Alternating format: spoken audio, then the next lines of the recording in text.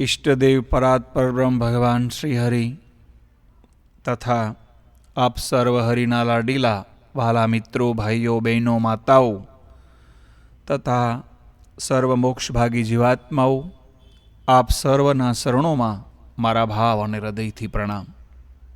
गई काले आपणे उपोद्घात प्रकरण आपणे सांभळेलुं। आजे आपणे बीजा दिवसे ब्रह्मचारी प्रकरण आवे छे तेने आपणे ध्यान मनन अने चिंतन द्वारा आपणे सांभळवानुं छे। तो हवे आपणे सांभळीए। ब्राह्मण, क्षत्रिय, वैश्य अने शूद्र आ चार वर्णो छे। तेमां प्रथम 3 द्विजाति कहेवाय छे अने ते द्विजातिओनी गर्भधानथी मरणांत सुधीनी क्रियाओ वेदोक्त मंत्रोथी ज थाय छे। हवे आपणे थोड़ुंक एमां पृथक पृथक रीते आपणे जाणीए। ब्राह्मण, क्षत्रिय अने वैश्य ए 3 द्विज एटला माटे कहेवाय के एमना 2 वार जन्म थाय छे। एक वार माताथी अने बीजी वार आचार्य एटले के यज्ञोपवीत द्वारा, उपदेशना समये गायत्री मंत्रथी।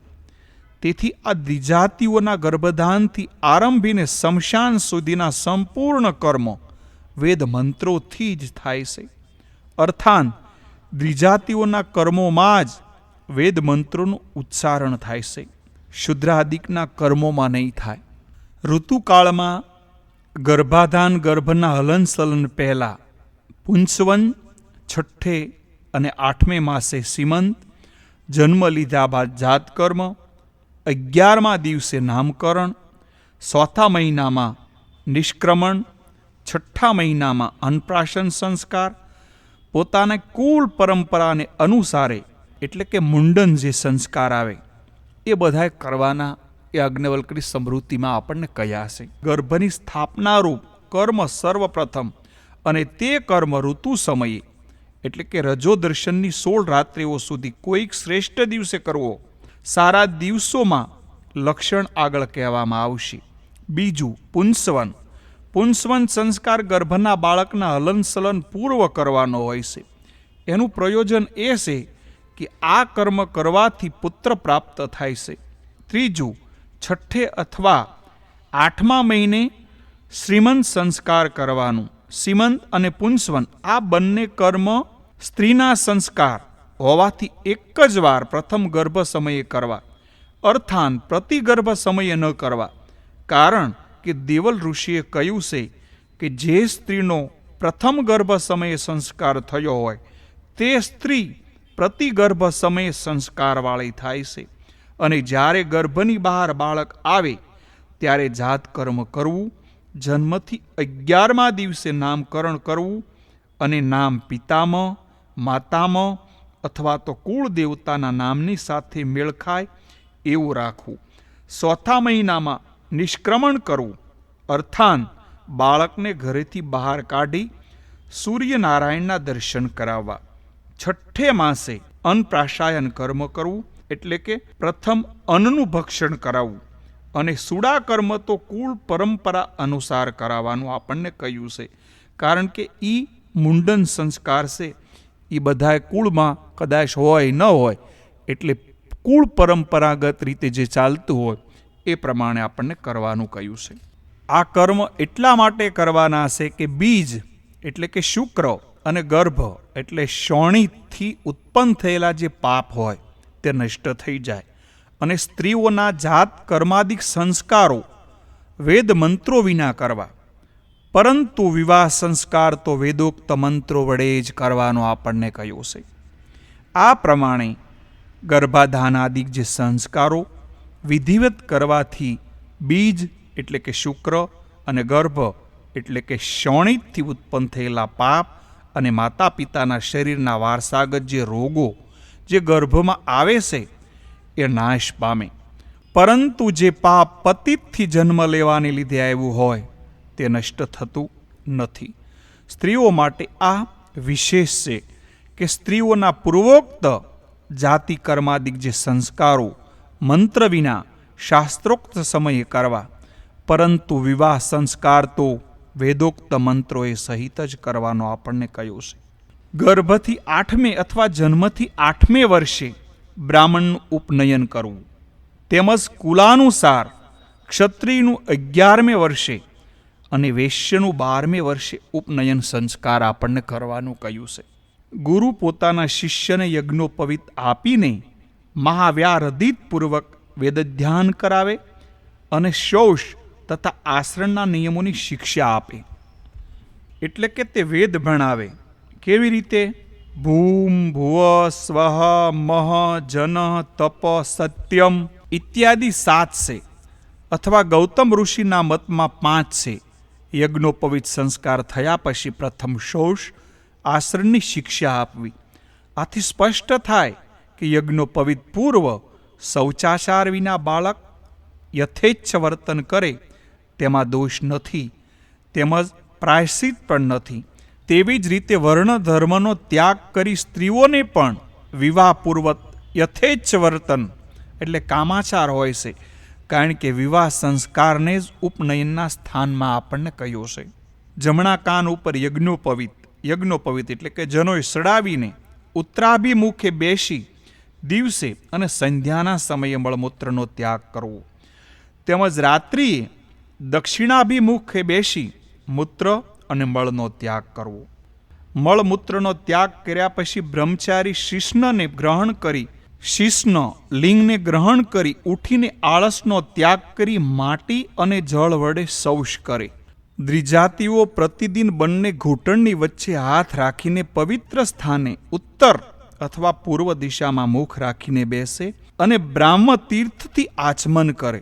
પગરખા કે શૈયા ઉપર બેસીને સૂતા ઊભા ચાલતા આચમન ન કરે.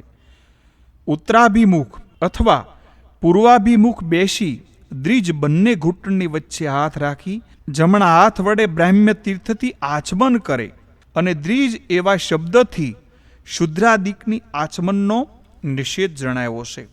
જેથી મનુસ્મૃતિકારે આ વચનો વડે શૂદ્રોને આચમનને સ્થાને હોઠ ઉપર કેવળ જળસ્પર્શ કરવાનું કહ્યું છે.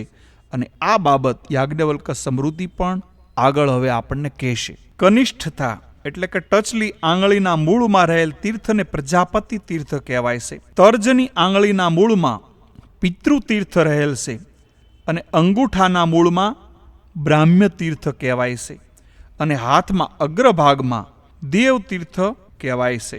અંગૂઠાના મૂળ ભાગથી 3 વાર જળનું પાન કરી 2 વખત મુખ શુદ્ધ કરી ફીણ કે પરપોટા ન હોય એવા જળ વડે નાક, કાન, આંખ વગેરે ઇન્દ્રિયોને શુદ્ધ કરવી. 3 વાર જળપાન કરી અંગૂઠાના મૂળ ભાગથી 2 વાર માર્જન કરવું અને જે જળ બીજા કોઈ દ્રવ્યથી યુક્ત ન હોય અથવા તો ફીણ કે પરપોટા પણ જેમાં ન હોય એવા જળ વડે નાસિકાદિક ઉત્માંગના છિદ્રોને સ્પર્શ કરવો. આ શ્લોકમાં આદ્રી એવા બહુવચન વડે પ્રત્યેક છિદ્રને સ્પર્શ કરવો એમ જણાવ્યું છે. અને સાથે સાથે તે જળ પ્રકૃતિસ્થ જોઈને અર્થાન ગંધ, રૂપ, રસ કે દુષ્ટ સ્પર્શથી રહિત હોવું જોઈએ. તેવી રીતે તું શબ્દ વડે આચમનમાં વરસાદની ધારાનું અને શુદ્રનો સ્પર્શ થયેલ જળનો નિષેધ કહેલો છે. દ્વિજાતિ એવા બ્રાહ્મણ, ક્ષત્રિય અને વૈશ્ય અનુક્રમે હૃદય, કંઠ અને તાલુના સ્થાને જળ પહોંચે તેથી શુદ્ધ થાય છે. તેમજ સ્ત્રી અને શુદ્ર તો તાલુ સ્થાનમાં એક જ વાર જળનો સ્પર્શ કરવાથી શુદ્ધ થાય છે.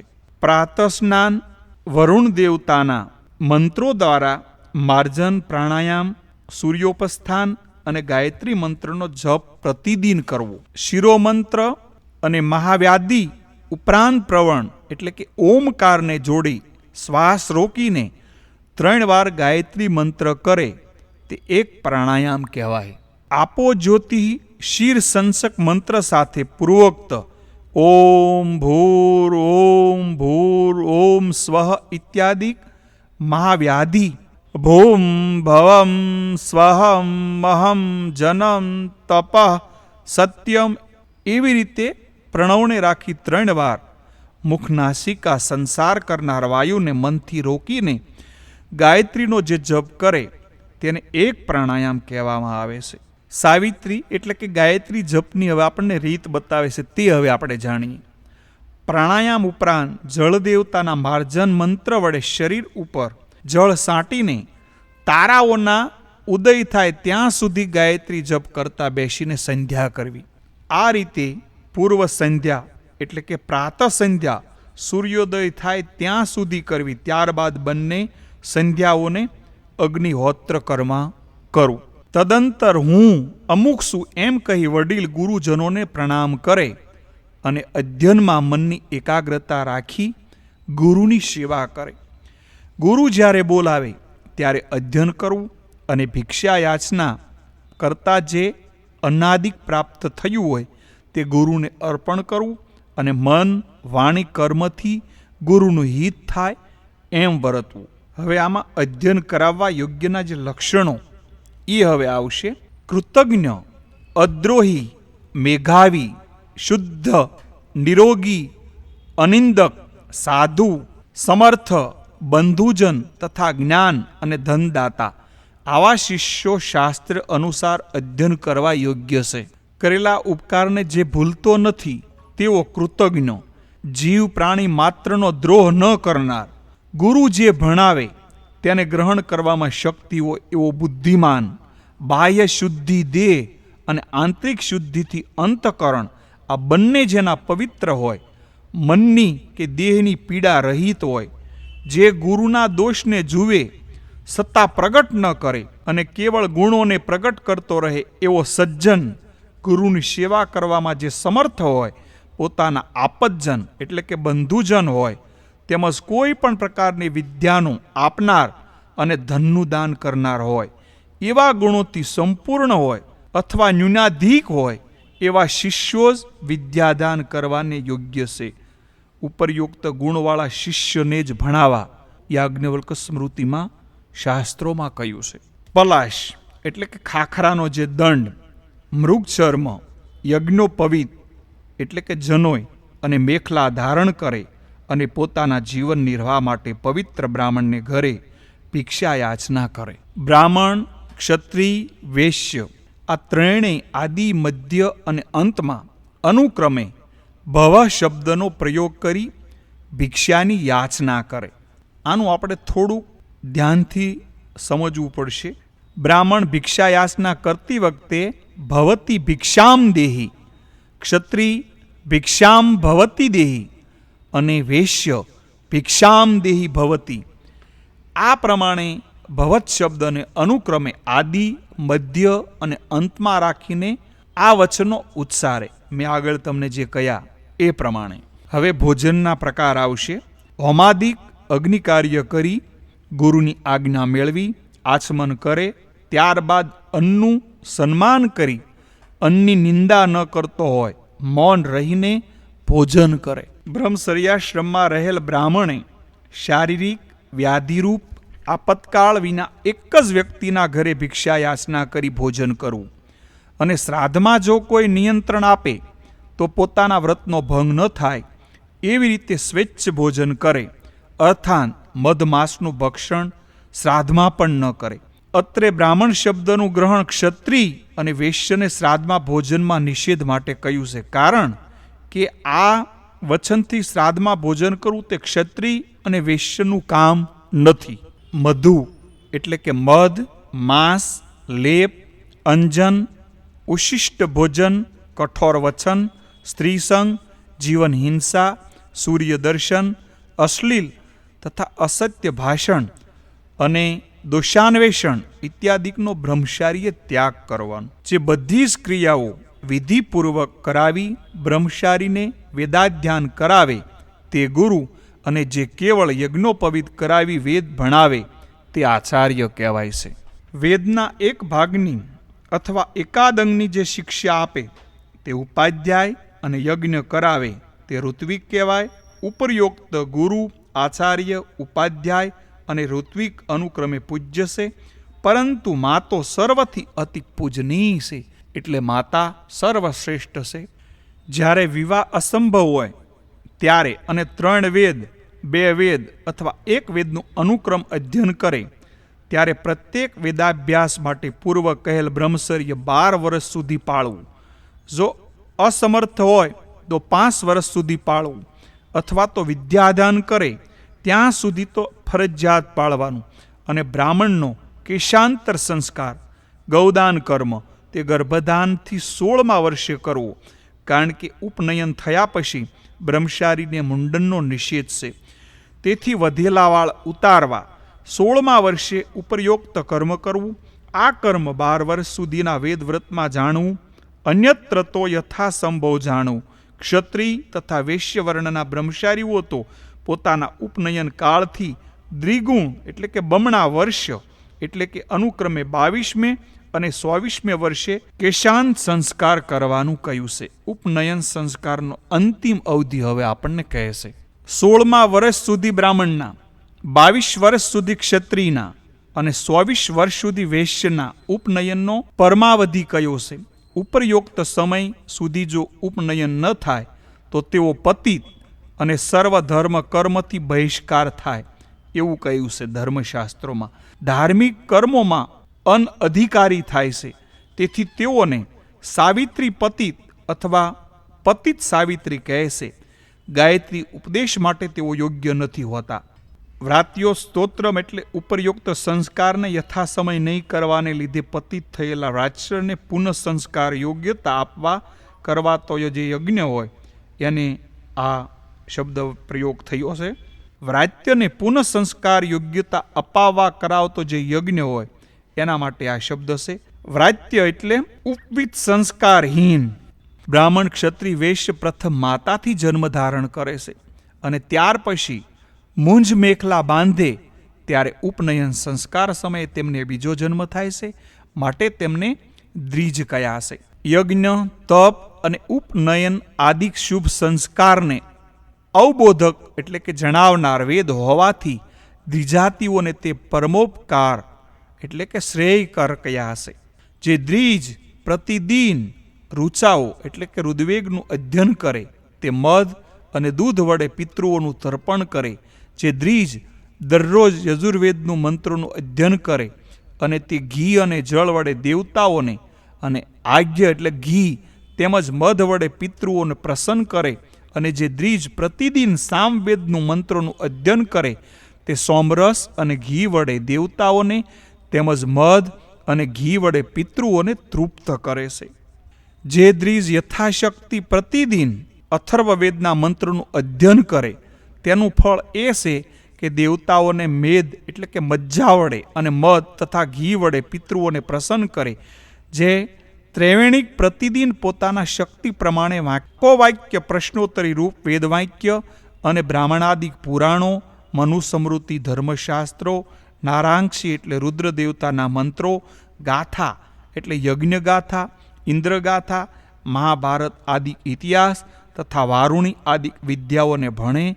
તે માંસ, દૂધ, ભાત, મધ વડે દેવતાઓને તેમજ મધ અને ઘી વડે પિતૃઓને તૃપ્ત કરે છે. તૃપ્ત થયેલા દેવતાઓ અને પિતૃઓ સ્વાધ્યાય કરનારને અભિષ્ટ ફળ પ્રાપ્તિ કરાવી સુખી કરે, અને જે યજ્ઞનું જે તે અધ્યયન કરે તે યજ્ઞના ફળને પમાડે. તેમજ ધન ધાન્યથી પૂર્ણ પૃથ્વીનું 3 વાર દાન કરવાથી અને ઉત્કૃષ્ટ તટસ્થથી જે ફળ થાય તે પણ દ્વિજ નિત્ય ભોગવે છે. આ પ્રમાણે બ્રહ્મચારીના સામાન્ય ધર્મ કયા.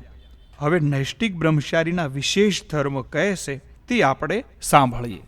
નૈષ્ટિક બ્રહ્મચારી તો આચાર્ય સમીપે જ નિવાસ કરે. આચાર્ય જો ન હોય તો તેમના પુત્ર કે પત્ની પાસે રહે. તેઓ પણ જો ન હોય તો અગ્નિને સમીપે નિવાસ કરે. આ વિધિ પ્રમાણે શરીરના સાધનો કરતાં વિશેષ પ્રયત્નપૂર્વક ઇન્દ્રિયો પર વિજય મેળવી તે બ્રહ્મચારી બ્રહ્મલોકને પામે અને પુનઃ આ સંસારમાં જન્મને પામતો નથી. બ્રહ્મચર્યનું યથાર્થ પાલન કરતો અને દેહની નિષ્ઠાનું મૃત્યુ સુધી ઉદ્ધર્વ ગતિને પમાડે, અર્થાન મરણ પર્યત્ન આચાર્ય સમીપ જ રહે તેને નૈષ્ટિક બ્રહ્મચારી કહેવાય. તે નૈષ્ટિક બ્રહ્મચારી આચાર્ય પાસે આજીવન રહે. તે બ્રહ્મચારી વેદ ભણ્યા પછી પણ સ્વતંત્ર ન રહે. જો આચાર્ય ન હોય તો ગુરુપત્ની પાસે રહે અને તે પણ જો ન હોય તો વૈશ્વાનર અગ્નિ એટલે કે અગ્નિની રક્ષા કરવા માટે એની સમીપે નિવાસ કરે. ઉક્ત વિધિ પ્રમાણે જીતેન્દ્રિય થઈ દેહને ક્ષીણ એટલે શરીર ક્ષય કરે આવો નૈષ્ટિક બ્રહ્મચારી બ્રહ્મલોક મોક્ષને પ્રાપ્ત કરે અને આ લોકમાં પુનઃ ક્યારેય પણ જન્મ મરણને પામતો નથી. ઇતિ બ્રહ્મચારી પ્રકરણ અહીંયા પૂર્ણ થાય છે. હવે આવતીકાલે આપણે વિવાહ પ્રકરણ છે તેને આપણે ધ્યાનથી સાંભળશું. બસ આજના દિવસ માટે એટલું જ. આપ સર્વના ચરણમાં આપ સૌને ભાવ અને હૃદયથી પ્રણામ.